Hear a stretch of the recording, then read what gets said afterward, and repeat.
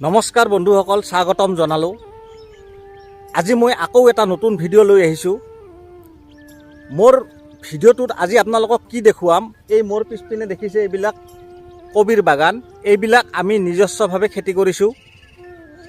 আৰু আজিৰ ভিডিঅ'টোত মই যিটো আপোনালোকক দেখুৱাম বা আলোচনা কৰিম, যিসকল মানুহে কৃষি কাৰ্যৰ লগত জড়িত নহয় বা কৃষি কৰ্ম নকৰে, তেওঁলোকৰ কাৰণেহে মই এই ভিডিঅ'টো লৈ আহিছোঁ। আৰু যিসকলে কৃষি কৰ্মৰ লগত জড়িত, কৃষিৰ কাম কৰে, তেওঁলোকে মোৰ এই ভিডিঅ'টো নাচালেও কোনো কথা নাই।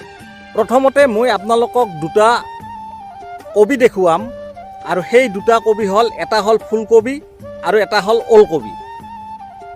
এই চাওক, মোৰ ভিডিঅ' স্ক্ৰীণত চাওক, এই ফুলকবিটোৰ ওজন হৈছে 2 কিলো 420 গ্ৰাম। দেখিছে, 2 কিলো 420 গ্ৰাম এই ফুলকবিটোৰ ওজন।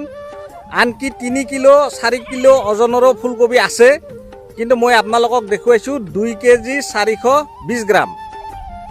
ইয়াৰ পিছত আপোনালোকক দেখুৱাইছোঁ এইটো ওলকবি। দেখিছে, এই ওলকবিটোৰ ওজন হ'ল 1 কেজি 10 গ্ৰাম। আৰু এনে 1 কেজি 300 গ্ৰামৰো আছে। মই আপোনালোকক এইটো দেখুৱাইছোঁ 1 কেজি 10 গ্ৰাম এই ওলকবিটোৰ ওজন। এতিয়া কথা হ'ল, এই যে মই ফুলকবিটো আৰু ওলকবিটো দেখুৱালোঁ, কিয় দেখুৱালোঁ? যোৱাবাৰ আপোনালোকে নিশ্চয় জানে, সামাজিক মাধ্যমত এটা কথা বৰকৈ আলোচনা হৈছিল।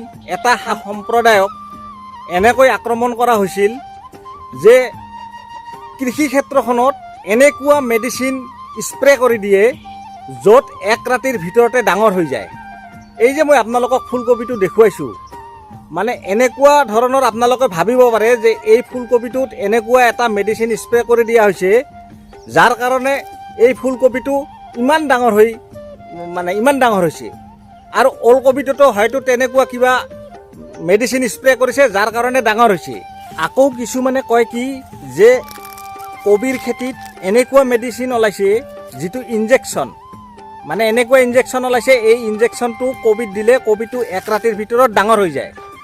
আচলতে এই ইনজেকশ্যনটো হয়, সেই ইনজেকশ্যনটো কোম্পেনীয়ে ইনজেকশ্যন টাইপ বনাইছে, যিটো পেকিং, সেই পেকিংটো ইনজেকশ্যনৰ নিচিনা বনাইছে। সেইটো কিন্তু আচলতে ভাইৰাছ বেমাৰৰ ঔষধ, আৰু সেইটো হ'ল কীটনাশক ঔষধ।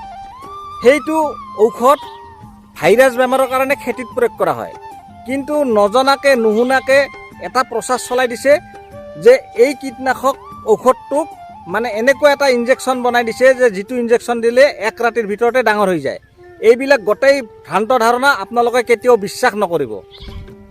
আগৰ দিনত মানুহে যেতিয়া কবিৰ খেতি কৰিছিল, সেই কবিৰ যিবিলাক বীজৰ জাত আছিল, সেই জাতবিলাক আছিল থলুৱা জাত। আৰু আজি কৃষিখণ্ডটো ইমান উন্নতি হৈছে, মানে বহুদূৰ ওপৰলৈ গৈছে। আজিৰ যিবিলাক কৃষিখণ্ডৰ যিমান বীজ আছে, ফুলকবি, বন্ধাকবি, ওলকবি, বকুলি, যিমান মানে পাচলিৰ বীজ আছে, এই সকলোবোৰ আজিকালি হাইব্ৰিড জাত ওলাইছে। আৰু হাইব্ৰিড জাতবিলাক সাধাৰণতে খুব ডাঙৰ ডাঙৰ হয়। গতিকে ইয়াত তেনেকুৱা কোনো মেডিচিন নাই যে আজি স্প্ৰে কৰি দিয়াৰ লগে লগে কাইলৈ বা এসপ্তাহৰ ভিতৰত বিৰাট ডাঙৰ হৈ যাব আৰু সেইটো বজাৰত বিক্ৰী কৰিব পাৰিব। তেনেকুৱা মেডিচিন আজি পৰ্যন্ত কৃষি বিজ্ঞানে ওলাব পৰা নাই। এইবিলাক মানুহৰ মাজত এটা ভ্ৰান্ত ধাৰণা সোমাই দিয়া হৈছে। এইবিলাক কাৰোবাৰ ৰাজনৈতিক মুনাফাৰ কাৰণে কিছুমান কথা কয়, কিন্তু এটা কথা সত্য, সেইটো অপ্ৰিয় হ'লেও ক'ব লাগিব মই, এই কৃষিখণ্ডত যিবিলাক মানুহে কৃষিৰ কাম কৰে, বেছিভাগ মানুহে হৈছে অশিক্ষিত, নিৰক্ষৰ। যাৰ কাৰণে এই কৃষি ক্ষেত্ৰখনত যিমানখিনি কীটনাশক ঔষধ প্ৰয়োগ কৰে বা সাৰ প্ৰয়োগ কৰে, তেওঁলোকে হিচাপতকৈ বহুত বেছি দিয়ে। গতিকে এই বেছি সাৰ ঔষধ প্ৰয়োগ কৰাৰ কাৰণে মানুহৰ শৰীৰত ক্ষতি কৰে। যিহেতু আমাৰ নিজস্ব দোকান আছে, বীজ ভাণ্ডাৰৰ দোকান আছে, আমি কীটনাশক ঔষধো বিক্ৰী কৰোঁ, ৰাসায়নিক সাৰো বিক্ৰী কৰোঁ, কিন্তু এইবিলাক অতিপাত দিয়াৰ কাৰণে আমাৰ শৰীৰত ক্ষতি কৰে। মই নকৰা বুলি নকওঁ। যদি শিক্ষিত হ'লেহেঁতেন খেতিয়ক শ্ৰেণী, তেতিয়াহ'লে হয়তো ইমানখিনি ক্ষতি নকৰিলেহেঁতেন। আপোনালোকে এটা কথা শুনি নিশ্চয় ভাল পাব, আজি 30 বছৰ বা 20 বছৰ আগত যিবিলাক কীটনাশক ঔষধ আছিল, সেই কীটনাশক ঔষধবিলাক মাৰাত্মক ঔষধ আছিল। কেনেকুৱা, সেইবিলাক আছিল নভাক্ৰন, ডাইমক্ৰন, থাইৰডেন। এইবিলাক হ'ল এই যিবিলাক কেমিকেল আছে, এই কেমিকেলবিলাক হৈছে বহুত ক্ষতিকাৰক কেমিকেল। কিন্তু এই কেমিকেলবিলাক আজি কিছু বছৰৰ পৰা চৰকাৰে বেন কৰি দিছে। অকল ভাৰত চৰকাৰে নহয়, ৱৰ্ল্ডতে এই কেমিকেলবিলাক বেন কৰি দিছে। যিবিলাক কেমিকেলে মানুহৰ শৰীৰত ক্ষতি কৰিব পাৰে, সেই কেমিকেলবিলাক গভৰ্ণমেণ্টে বন্ধ কৰি দিছে। গতিকে সেইবিলাক কীটনাশক ঔষধ বৰ্তমান নাই, চৰকাৰে সেইবিলাক বেন কৰি দিছে। তথাপিতো যিবিলাক কেমিকেল বৰ্তমান মাৰ্কেটত চলি আছে, সেইবিলাকক ক্ষতি কৰে নকৰা বুলি মই নকওঁ।